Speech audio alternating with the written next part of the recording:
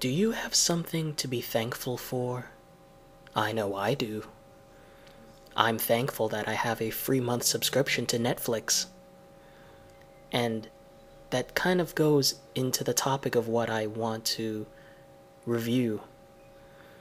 Since we all have so much to be thankful for. I really do hope everyone's kind of hearing me right now, because I can't really hear myself when I talk into the mic. Yeah, so I kind of killed that opening. Anyways, hello everyone, this is UglyKatsuki's, and this is my month of horror series, where every day, and I hope every day, I will be reviewing a horror movie. And mainly because, I used my PS3 and I heard the news that Netflix is going to be provided. So if you join now, you get like a month free service. And then I'd probably just cancel my subscription afterwards. But it pretty much covers the whole month of October, so I can watch horror movies and all sorts of other crap all I want. But I'd figure, why not do this kind of crazy segue? So anyways, let's start off this 1st of October with Thankskilling. Alright, so Thankskilling. How do I sum up this movie? You know those movies when you, like when someone watches a movie and you know it's so bad that it's good? Well, Thankskilling isn't that. It's more like it's so bad, it's a little funny and a little tolerable. And the reason should be really obvious. I mean, when you look at this poster, when you look at the front cover of Thankskilling, and you look at that turkey, you could already say to yourself, like, you already know what you're in for. So, simply put, this movie is about a group of teens, they're going for their Thanksgiving break, and these circumstances happen, and it brings back this killer, cursed turkey from the past, because there was a curse put on it to kill all the white people, pilgrims, because of all the bad things they did to the Indian people way back when. I think that's about the gist of it. So the turkey comes back, starts killing all the teens, and they got to figure out how to kill the turkey. That's the movie. Now you'd wonder, yeah, okay, fine, this is gonna be really bad, and it is. But it's certainly not the worst movie I've ever seen. I've seen some pretty bad movies. If you've ever watched Meadowwoods, that's a much scarier movie in terms of how bad the acting is. So let's just start right at that. The acting is atrocious. Now, I don't know if it's because the actors themselves are really bad, or if the movie just wanted to go to that direction. Because if you go to Netflix and you look up this movie, it'll be put under the topic of B movie.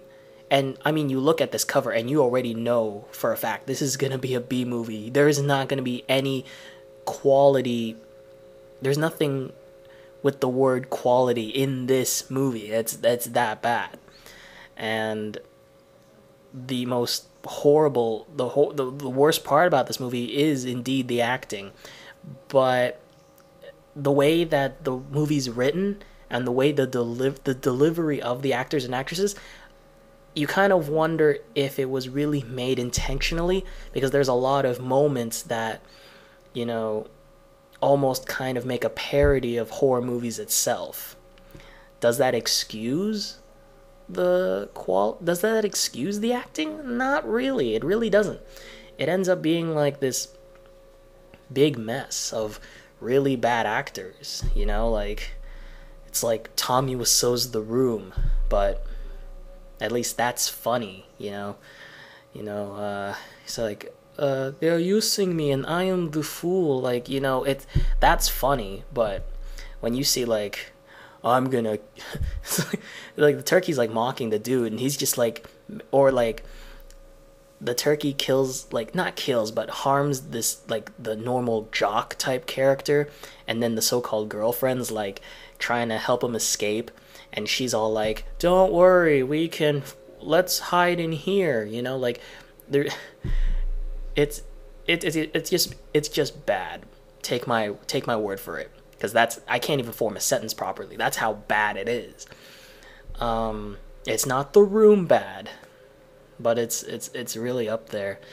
And the characters, they're all the same. It's like you got your jock, and you got your nerd, and you got the slutty girl, and you got the good girl, and you got, and they all play their parts. Not very well, in my opinion. But again, it's really hard to tell, because there's a lot of choices in this movie that you can't really tell if this is intentional, because a lot of it is, and a lot of other parts you could really just say they just plain suck at acting. So yeah, oh god, I'd have to say that the best character in this entire movie is the turkey itself, because the turkey is even more over the top, more absurd than the characters themselves. The turkey itself is just made really, really, really poorly. It's oh geez, it's all like wrinkly, and like how do I, yeah, it's just an ugly bird, and if they were going for the horror look, they didn't really nail it. They kind of, it's not like that that horror movie Black Sheep with all the killer sheep. At least even the more violent looking versions of the sheep looked alright. They looked actually pretty good. But this turkey, oh boy. It couldn't even pass off as like something you'd see on Sesame Street or something like that. Like, it looks that bad. But throughout this entire movie, there was not a part where I got mad or I got bored. Well, maybe not bored, because the movie's only an hour and 6 minutes, so thank God, because if it went any longer than that, then, then I'd probably not finish. But I don't know. It's really bad. The acting's bad. The you could call them graphics, or the special effects, they're bad. The plot is, well, it's a B-movie plot, so it's not like I was expecting like this really deep storyline with character development. And I don't know, but for some odd reason I didn't get bored. I was actually mildly entertained because of how really bad it was. Again, it's not so bad that it's good. It's so bad that it's tolerable. And a little funny at times, because like the turkey would have like these stupid smartass remarks. It would be like, it'll be like, gobble gobble mother effer, something stupid like that. Or it'll go with like some crazy Thanksgiving type pun, something really stupid. And it's kind of weird, because now that I think about it, like, it's going for this B-movie horror, but there's nothing really about it that kind of hints at a B-movie. It's like really, it's worse than like a high school movie, or worse than a college, university student movie. It's like worse than that. This is like, because, okay, I'm gonna give you an example. Later on in the movie, the so-called jock and the good girl apparently are supposed to kind of like be together, but they couldn't even like afford to make these two people kiss throughout the entire movie. They couldn't, because it's like, for some weird reason, like, they just couldn't convince these two actors to be like, okay, well, you gotta make out with him. It's like, well, I don't really like him. It's not like I have to make this effort, because this movie's not even gonna make a lot of money, so I don't even want to kiss the dude. Or like earlier, or not earlier, but earlier in the movie, there's supposed to be like this gratuitous sex scene, but you don't even see anything. It's weird, like, if this was supposed to be a parody to horror movies, I wouldn't call it that. I would call it a very, very ugly attempt at making. This movie was just so. I'm sorry if I'm boring anybody by this, because I'm just really winging it. I don't have anything written down. This is just me after watching the whole movie and my thoughts on it. But I'm going to actually ask people, if you get a Netflix account, why don't you go ahead and watch it? Because it's an experience. That's the best way I could sum up this movie. It's an experience. Sure, like, not everything needs to be done for a first time. There doesn't have to be a first time for everything. And maybe watching really horrible B-movie horror isn't your cup of tea. And that's understandable. For those of you who don't mind killing an hour and 6 minutes, or wasting it, you might want to try and give this one a shot. Because it's so bad, it's actually, it's so bad, it's actually not bad. And, I don't know what else I could say that could do this movie justice.